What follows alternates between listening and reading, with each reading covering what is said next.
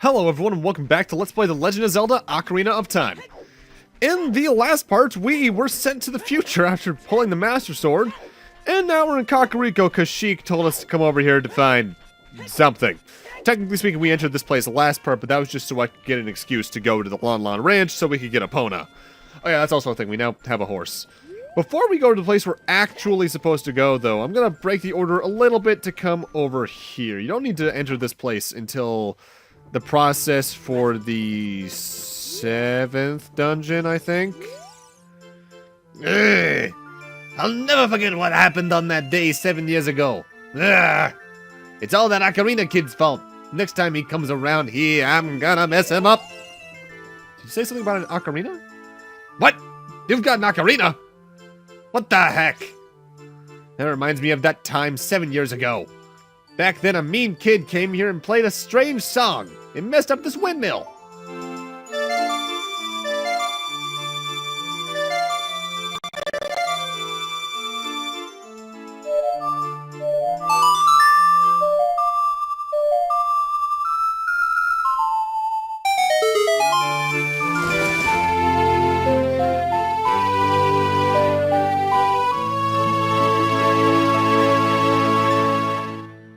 You've learned the Song of Storms. It makes rain. Cool. Oh no, a storm again? You played the ocarina again, didn't you? Ugh. Wait, what do you mean again? I've never been here before. Oh, and speeding up the Song of Storms also speeds up the windmill, so leaving it can be kind of annoying. The Song of Storms, though, is only ever used in the storyline once, but it does have a use outside of that of one storyline use later on. You can use it to find grottos that aren't activated by bombs. I bred a new type of miniature cuckoo. I call it the pocket cuckoo. I don't get goosebumps from this baby. Cuckoos are very good at getting lazy late risers out of bed. Haven't you heard of them before? It makes them very happy to crow, cuckoo! Especially when it wakes up a very heavy sleeper. However, my cuckoo is not entirely happy right now. You look like you're good at handling cuckoos. Here, take this egg. After the cuckoo hatches, bring it back to me after a while, and I'll check on its mood. What do you think? Will you try? Sure. We get a pocket egg. A pocket cuckoo will hatch in it overnight. Be sure to give it back when you're done with it. That starts off a long chain of a trade quest, but we won't be handling that for at least another 3 or 4 parts, I think. Maybe even 5. I forget exactly when I tackle that. Our goal here, though, is the graveyard, as there's now an extra grave that is marked with flowers that we can pull open, but there's also this magic leaf.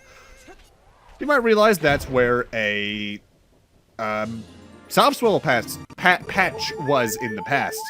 Wherever you've planted a magic bean in the past, in the future there will now be a magic plant that'll lift you up generally towards items in the area you can reach before or act as shortcuts to other parts of a map. We want to enter this new enterable grave. Also, yeah, there are posts all over the place here, as the guy last part brought up. Why? Because in this grave awaits a familiar NPC's ghost. Young man, are you fast on your feet? I may not look like it, but I'm confident in my speed. Let's have a race. Follow me if you dare. Dompe died, and is now a ghost that we have to race to the end of his little crypt. Why his crypt is so big, I don't know. He's gonna try and throw fire at you to throw him off your off his course, and he also will just take some really twisted pathways. There are a lot of dead ends in here, so just try your best to keep up with him. Eventually, though, there are going to be doors like this one that he enters, and about, I want to say 5 to 10 seconds after he's entered it, that one closes, and you're trapped, and you get sent back to the start. This is a minigame that can cause some annoyance, but as long as you learn the pathway and lag enough behind him that you don't get hit by fire like that around a corner, it's not too bad. There are some places where you can take different pathways to be safer, such as right there, and there's also, you can take this path here instead of the one to the left just to save yourself a bit of time and make sure you don't get hit by any fire. Honestly, the biggest annoyance is if you're just slightly behind him and you have to go around this curved pathway just in enough time to miss the timing for this doorway. He generally makes it in around a minute. The time of this race was a minute 3. Young man, you were very quick to be able to keep up with me. As a reward, I'm gonna give you my treasure. It's called the hook shot. Its spring-loaded chain will pull you to any spot where its hook sticks. Doesn't that sound cool? I'm sure it'll help you. I live here now, so come back again sometime. I'll give you something cool. One more thing. Be careful on your way back. As he just mentioned, for beating that race, we are going to get the plot-required item that Sheik mentioned last part, the hook shot. Although Sheik didn't name it outright. If I were to describe it, it's kind of the adult replacement for the boomerang. We found the hook shot. It's a spring-loaded chain that you can cast out to hook things. You can use it to drag distant items towards you, or you can use it to pull yourself towards something.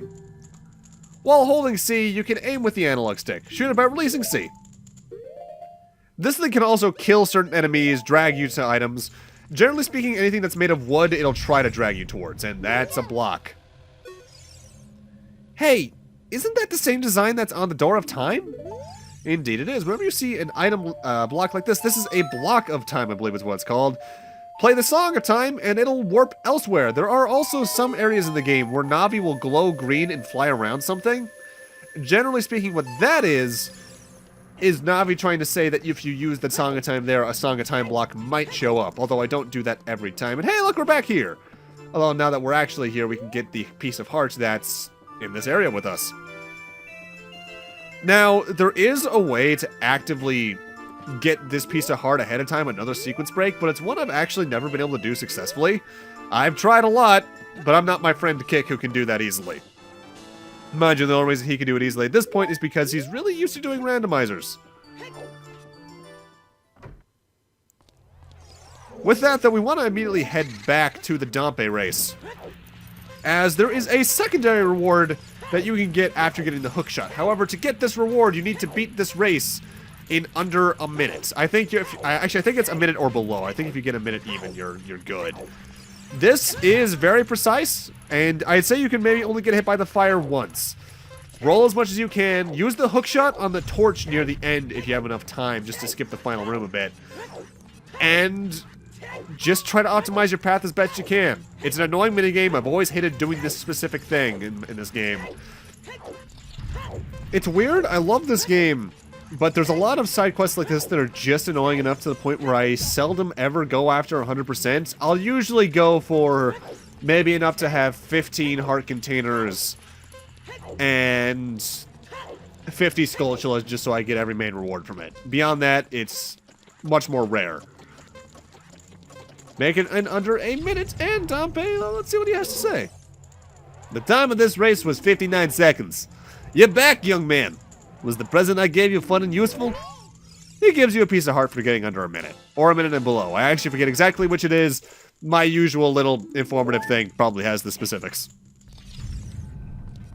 With that done, there's only really one more thing I want to get done in Kakariko Village right now. And it's a much more minor thing. Although, technically speaking, if you weren't doing sequence breaks, there are now two things. One thing I did in between the jump cuts from the Dompe place, though, was that I made it nighttime because we can now get the final gold skulltula here in Kakariko Village, if I'm recalling the numbers correctly. Now, the reason I say there are two things, one of them is the gold skulltula I'm going for now, which is on top of the roof that Kepora Gabora dropped us on when we went for the piece of heart in this very house I'm next to. But the other thing, you might recall, back when we were first in Kakariko Village, I did a sequence break to get a piece of heart from the dude on the blue rooftop just next to the Kakariko Tower. Now you have the hook shot. You can actively get that piece of heart normally.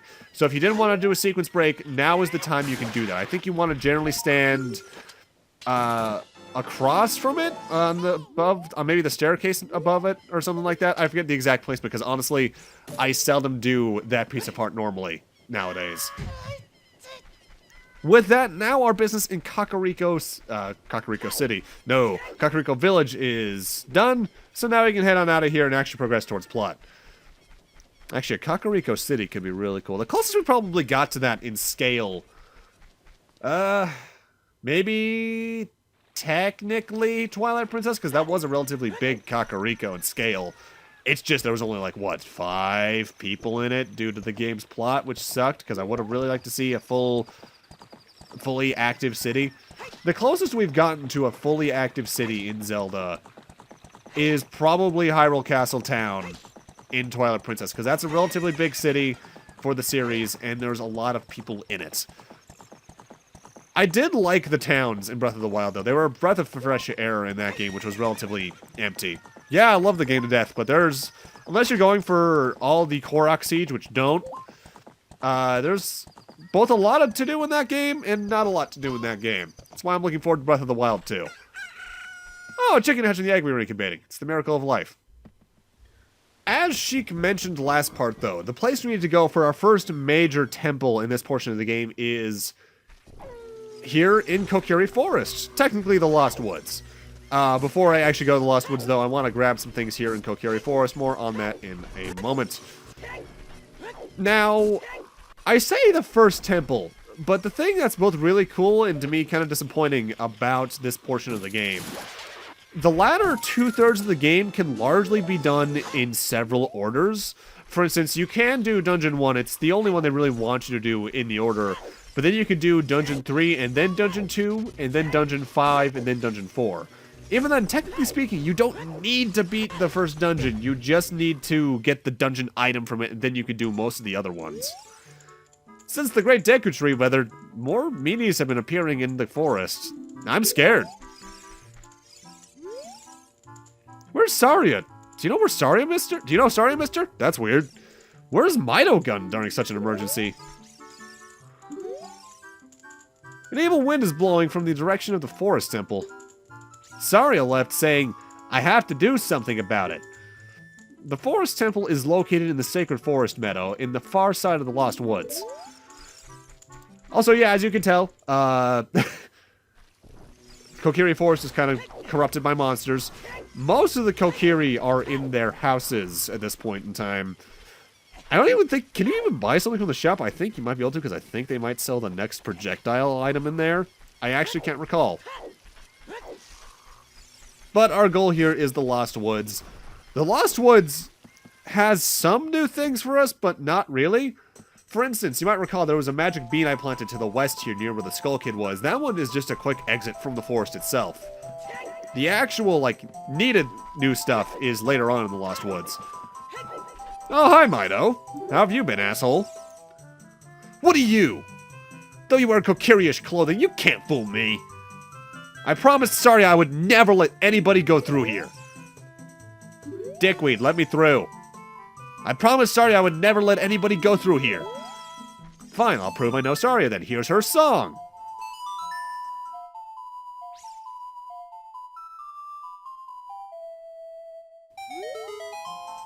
That melody!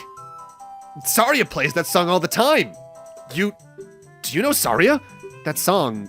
Saria taught that song only to her friends. Okay, I trust you. When I see you, I don't know why, but I remember him. Because I am him. What, are you blind? I mean, I guess theoretically there could be a lot of other Kokiri-ish wearing people with blonde hair. No, there's not. Mido, you're just kind of blind. But over here by the grove, there's now a gold sculpture we can grab by using the magic bean we planted here one of the parts ago. For the most part, the magic beans are going to lead to either a piece of heart or a gold sculpture. There's seldom a real in-between, though there are one or two that maybe even do both. Now, the Sacred Forest Meadow has a few new enemies for us. From here on, we'll be going through some narrow passages. If you take it slow, maybe you can sneak up on some enemies. Use Z targeting to always look in the proper direction. Set your view so you can see down the next corridor before you turn a corner. Once your view is set, hold down Z to sidestep around the corner. That way you won't be surprised by an enemy waiting in ambush.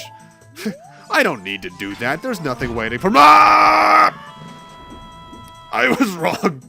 I was very wrong. These are Ow! Stop it. These are the classic Zelda enemy Moblins. If you come here before getting the hook shot, you can theoretically get past these things, but only so because if you get too close behind them, well, that happens and you can't really do much about them. The hook shot, though, kills them. There is technically a way to get past most of them that you can stealth around them by using little divots in the side, but you're really supposed to just hook shot them in the ass and get around them. Also, notably, I never show it off, but there is a room here in the Sacred Forest Meadow, by where the Wolfos was when we first came here looking for Saria's song, that you can access with bombs, I believe. It's a grotto. And the texture there is very unique and reflective. It looks really cool. And I remember some of the almost Pokemon-like fan theories was that if you play the game around the lines of on a Tuesday with your toaster on while it's raining, you can get the Triforce there. That wasn't the exact, like, fake theory, but that was what it was sort of like. Gaming in the 90s and early 2000s was very different than it is now. Sometimes for the better, sometimes for the worse. Now, before we head up towards the end of Sacred Forest Meadow, we can climb up here towards the fairy fountain and find ourselves another gold skulltula on the wall here. I used to actually grab this after the next dungeon, but it's just faster to get it now. I want to say that we're getting close to half of the skulltulas done, which, if you're only going for the minimum of 100% and getting all the heart pieces, just make sure you stop getting skulltulas around 50. It's not worth the effort after that. And here we have another moblin type that throws you backwards over and over again. I'll be real, I hate fighting this thing. You're supposed to just kind of roll beneath it, but I just want to get out of the way, so I bomb it to death. The Sacred Forest Meadow is an odd place, though, in that it almost feels like a difficulty spike just because the enemies are a lot more aggressive, which honestly makes sense, because moving forward, dungeons even are going to play out a little bit differently. More on that next part.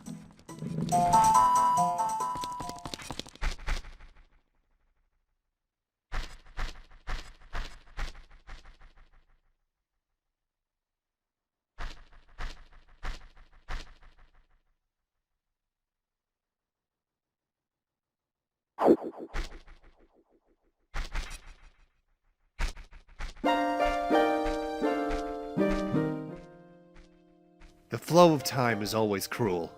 Its speed seems different for each person, but no one can change it. A thing that doesn't change with time is a memory of younger days. In order to come back here again, play the Minuet of Forest.